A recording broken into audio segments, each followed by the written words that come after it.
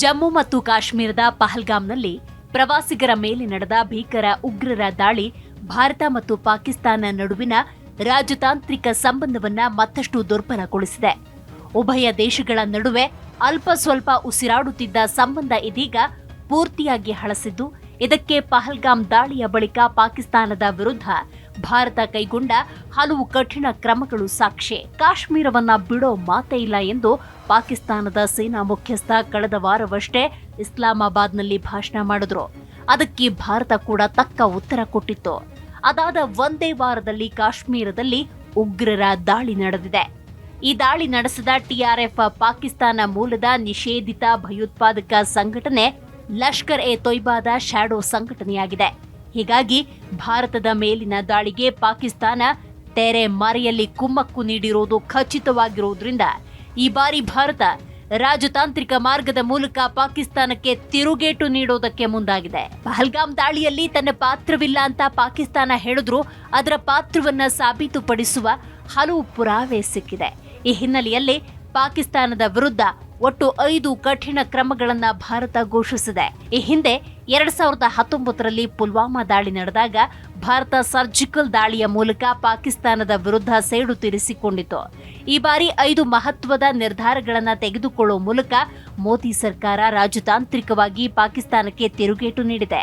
ಅದರಲ್ಲಿ ಬಹಳ ಮುಖ್ಯವಾದದ್ದು ಸಿಂಧೂ ಜಲ ಒಪ್ಪಂದ. ಪಾಕಿಸ್ತಾನದೊಂದಿಗಿನ ದಶಕದಷ್ಟು ಹಳೆಯದಾದ ಸಿಂಧೂ ನದಿ ನೀರು ಒಪ್ಪಂದವನ್ನ ಅನಿರ್ದಿಷ್ಟವಾಗಿ ಸ್ಥಗಿತಗೊಳಿಸುವುದು ಮೋದಿ ಸರ್ಕಾರದ ಅತ್ಯಂತ ದಿಟ್ಟ ಕ್ರಮ. ಇದರೊಂದಿಗೆ ಸಿಂಧೂ ನದಿ ಮತ್ತು ಅದರ ಉಪನದಿಗಳಾದ ಝೀಲಂ, ಚೆನಾಬ್, ರಾವಿ, ಬಿಯಾಸ್ ಮತ್ತು ಸಟ್ಲೇಜ್ಗಳಿಂದ ಪಾಕಿಸ್ತಾನಕ್ಕೆ ನೀರು ಸರಬರಾಜು ಸ್ಥಗಿತಗೊಳ್ಳುತ್ತೆ. ಈ ನದಿಗಳು ಪಾಕಿಸ್ತಾನಕ್ಕೆ ನೀರು ಸರಬರಾಜು ಮಾಡ್ತಾ ಇದ್ದು, ಭಾರತ ಸರ್ಕಾರದ ಈ ನಿರ್ಧಾರದಿಂದ ಪಾಕಿಸ್ತಾನದ ಲಕ್ಷಾಂತರ ಜನರ ಮೇಲೆ ಪರಿಣಾಮ ಬೀರುತ್ತೆ. ಹೌದು, ಸಿಂಧೂ ನದಿ ಮತ್ತು ಅದರ ಉಪನದಿಗಳಲ್ಲಿ ಲಭ್ಯವಿರುವ ನೀರನ್ನ ಬಳಸಲು ಸಿಂಧೂ ಜಲ ಒಪ್ಪಂದ ಭಾರತ ಮತ್ತು ಪಾಕಿಸ್ತಾನ ನಡುವಿನ ನೀರಿನ ವಿತರಣಾ ಒಪ್ಪಂದವಾಗಿದೆ. 1960ರಲ್ಲಿ ಕರಾಚಿಯಲ್ಲಿ ವಿಶ್ವಸಂಸ್ಥೆಯ ಮಧ್ಯಸ್ಥಿಕೆಯಲ್ಲಿ ಆಗಿನ ಭಾರತದ ಪ್ರಧಾನಿ ಜವಾಹರಲಾಲ್ ನೆಹರು ಮತ್ತು ಪಾಕಿಸ್ತಾನಿ ಅಧ್ಯಕ್ಷ ಅಯೂಬ್ ಖಾನ್ ಈ ಒಪ್ಪಂದಕ್ಕೆ ಸಹಿ ಹಾಕಿದ್ರು. ಸಿಂಧೂ ನದಿ ನೀರು ಒಪ್ಪಂದಕ್ಕೆ ಸೆಪ್ಟೆಂಬರ್ 19, 1960ರಲ್ಲಿ ಸಹಿ ಹಾಕಲಾಯಿತು. ಭಾರತ ಮತ್ತು ಪಾಕಿಸ್ತಾನದ ನಡುವೆ ಈ ಒಪ್ಪಂದಕ್ಕೆ ಸಹಿ ಹಾಕಲಾಯಿತು. ಈ ಒಪ್ಪಂದದಂತೆ ಪೂರ್ವದಿಂದ ಭಾರತದ ಒಳಕ್ಕೆ ಹರಿಯುವ 3 ನದಿಗಳಾದ ಬಿಯಾಸ್, ರಾವಿ, ಸಟ್ಲೇಜ್, ಪಾಕಿಸ್ತಾನದೊಳಕ್ಕೆ ಹರಿಯುವ 3 ಪಶ್ಚಿಮ ನದಿಗಳಾದ ಸಿಂಧೂ, ಚೆನಾಬ್, ಝೀಲಂ ನದಿಗಳ ಮೇಲೆ ನಿಯಂತ್ರಣ ಸಾಧಿಸುವುದಾಗಿದೆ. ಸಿಂಧೂ ಜಲ ಒಪ್ಪಂದ ಸಿಂಧೂ ನದಿಯ ನೀರಿನ ಗರಿಷ್ಠ ಬಳಕೆಯಲ್ಲಿ 2 ದೇಶಗಳ ಹಕ್ಕಿದೆ. ಭಾರತವು ಪಶ್ಚಿಮ ನದಿ ನೀರನ್ನ ಸೀಮಿತ ನೀರಾವರಿ ಬಳಕೆಗೆ, ವಿದ್ಯುತ್ ಉತ್ಪಾದನೆ, ನ್ಯಾವಿಗೇಷನ್, ಮೀನುಗಾರಿಕೆಗೆ ಬಳಸಲು ಅನುಮತಿಸುತ್ತೆ. ಈ ಒಪ್ಪಂದದ ಪ್ರಕಾರ ಶಾಶ್ವತ ಸಿಂಧೂ ಆಯೋಗವನ್ನು ಸ್ಥಾಪಿಸಲಾಗಿದೆ. ಪ್ರತಿ ದೇಶದಿಂದ ಆಯುಕ್ತರನ್ನ ಹೊಂದಿರುವ ಈ ಆಯೋಗ ಪರಸ್ಪರ ಸಹಕಾರ ಕಾರ್ಯವಿಧಾನವನ್ನ ಮೇಲ್ವಿಚಾರಣೆ ಮಾಡುತ್ತೆ. ಸೃಷ್ಟಿಯಾಗುವ ಸಮಸ್ಯೆಯನ್ನ ಚರ್ಚಿಸಲು 2 ದೇಶಗಳು ವಾರ್ಷಿಕವಾಗಿ ಸಭೆ ನಡೆಸುತ್ತವೆ.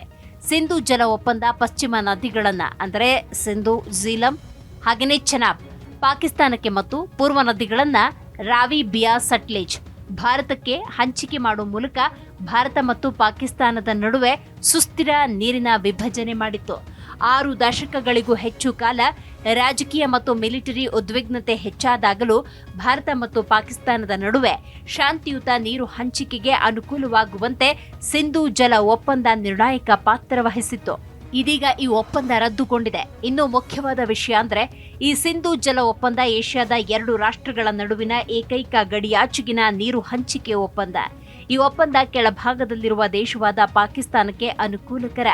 ಇದು ಸಿಂಧೂ ನದಿ ವ್ಯವಸ್ಥೆಯ ಸರಿಸುಮಾರು 80% ನೀರಿನ ಪ್ರವೇಶ ನೀಡುತ್ತೆ.